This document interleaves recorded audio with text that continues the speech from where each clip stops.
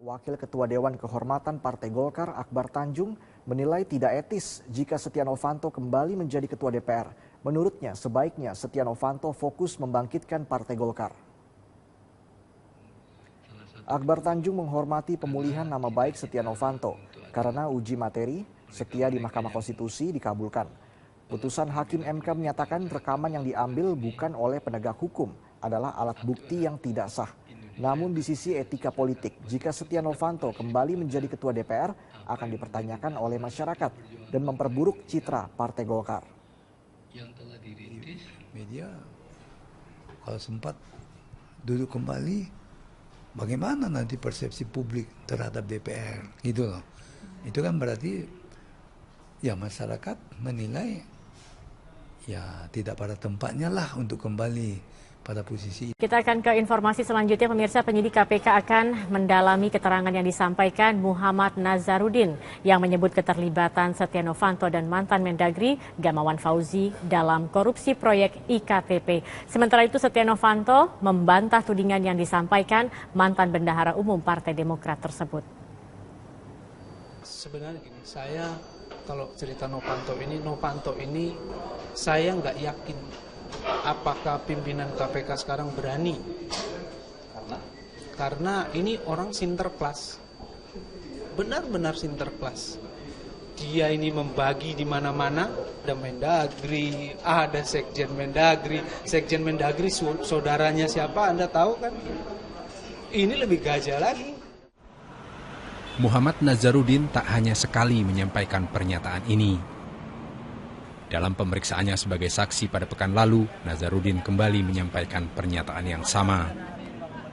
Pemeriksaan secara maraton itu kemudian berujung pada penetapan mantan Dirjen Dukcapil Irman sebagai tersangka.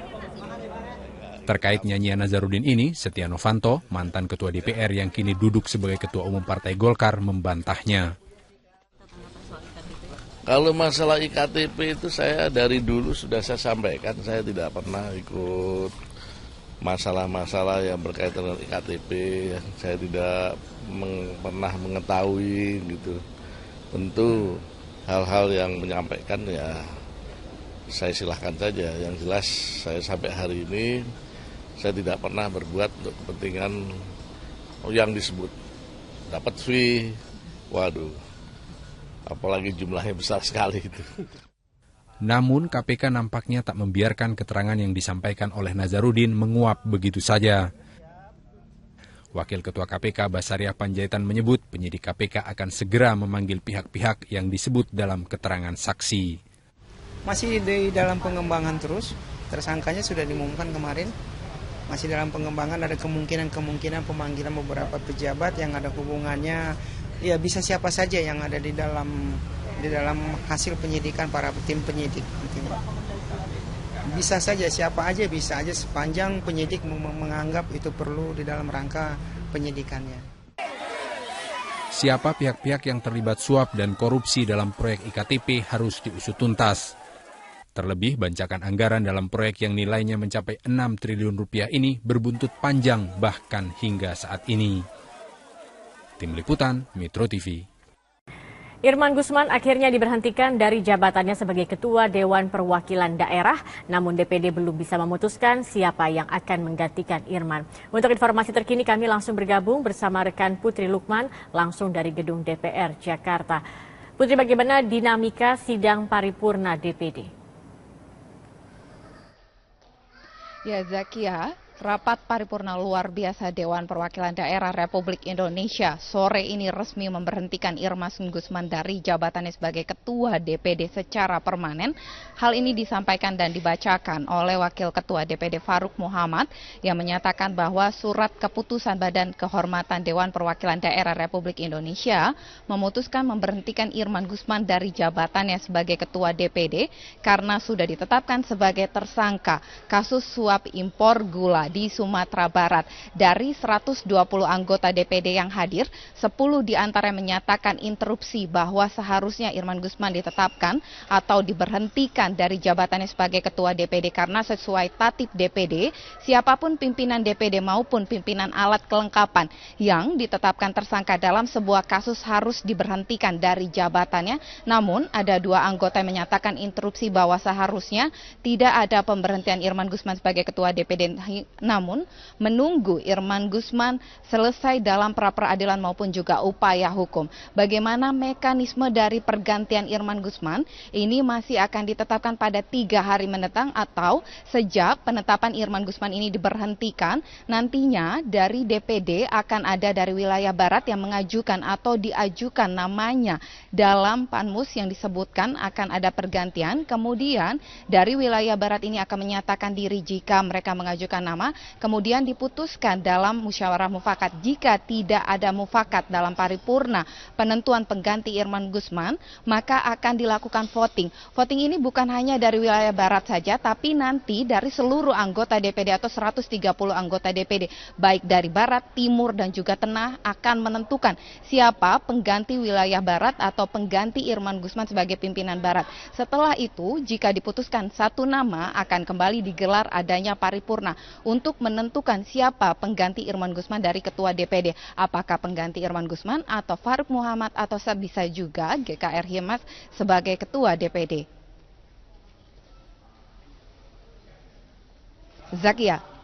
Putri, setelah Irman diberhentikan sebagai Ketua DPD, apakah masih relevan untuk pembentukan tim 10?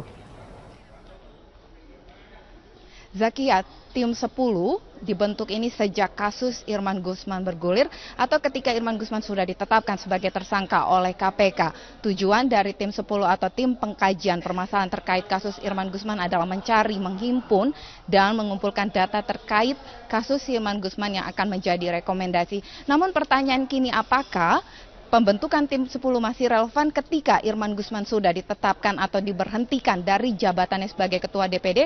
Saat ini saya sudah bersama dengan koordinator dari tim 10, Asri Anas. Selamat sore, Bang Asri. Menurut Anda, ketika ujung dari paripurna luar biasa hari ini adalah menetapkan Irman Gusman diberhentikan dari jabatannya sebagai Ketua DPD, apakah pembentukan tim 10 ini masih relevan atau akhirnya harus dibubarkan saja? Iya. Kalau pertanyaannya relevan, ya relevan lah ya. Karena kan tim 10 ini kan dibentuk oleh Panmus, disetujui paripurna dan menjadi alat bantu pimpinan.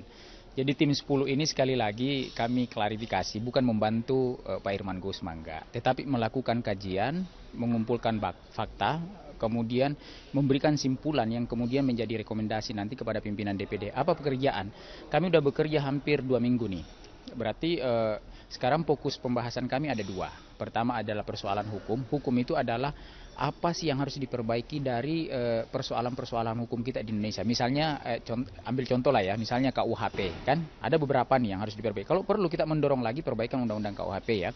Kemudian yang kedua adalah persoalan tata niaga. Kalau KPK menyatakan kedaulatan pangan atau ketahanan pangan, maka kami tentu memiliki tanggung jawab membuka ini. Jadi kan gini, kasus Pak Irman ini kan sangat mahal ya buat kami. Dia pimpinan DPD dan ini menjadi pertaruhan citra DPD.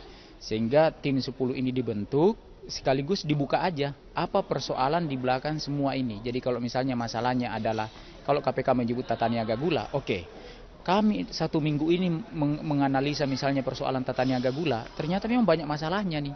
Di tata niaga gula ini banyak mafianya gitu. Coba ya, kebutuhan gula kita secara nasional setiap tahun 5,7 juta ton. 3,2 juta ton itu diantaranya adalah impor. Nilainya 34 triliun. Ternyata di sana mainannya terlalu besar. Nah, kalau disebut ini adalah tata niaga gula menjadi masalah nasional, kalau begitu ayo dong kita buka-bukaan.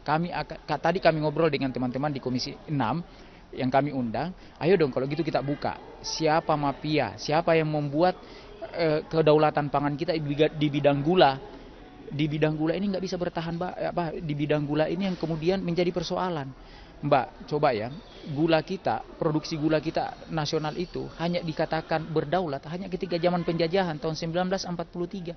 Sekarang setiap tahun impornya semakin naik dan masalahnya luar biasa ternyata. Dan inilah yang kemudian kami akan jadikan rekomendasi strategis, misal persoalan tata niaga, persoalan hukum. Kami tidak masuk materi hukum yang menimpa Pak Irman. Yang pasti kalau Pak Irman benar-benar terlibat dalam Tatena Gula atau tidak terlibat, semua persoalan gula nasional yang terjadi saat ini, itu kita akan buka. Tapi kan Anda sempat menyatakan bahwa tim 10 ini akan menyampaikan hasil rekomendasinya paling tidak di minggu ini. Sebenarnya nantinya hasil dari rekomendasi tim 10 ini akan dibawa kemana atau tujuannya untuk apa? Ya, jadi misalnya gini, kapan kami akan berakhir? Hitungan kami adalah hari Senin. Hari Senin kami akan melapor ke pimpinan.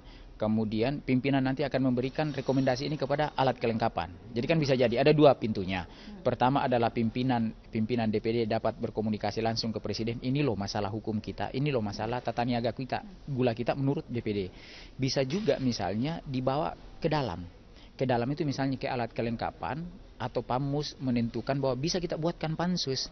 Bahkan tadi saya ngobrol sama teman-teman Komisi 6, saya mengatakan boleh nggak DPD dengan DPR membuat pansus bersama.